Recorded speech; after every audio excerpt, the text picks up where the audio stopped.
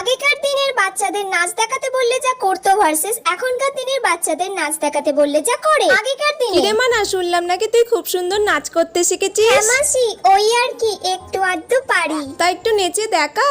ঠিক আছে, নিচে দেখাচ্ছি, দাঁড়াও। ফুলে ফুলে ঢোলে ঢোলে বহে কি বা মৃদুবাই।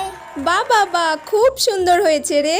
মাসি আমি এইটুকুনি পারি। ঠিক আছে, খুব ভালো হয়েছে, যা এবার আচ্ছা। গিয়ে পড়াশোনা কর। এখনকার এই দিনে মানা, তুই কি সুন্দর নাচতে জানিস, মাসিকে একটু আমি নাচ দেখা। টাচ পারি না মা।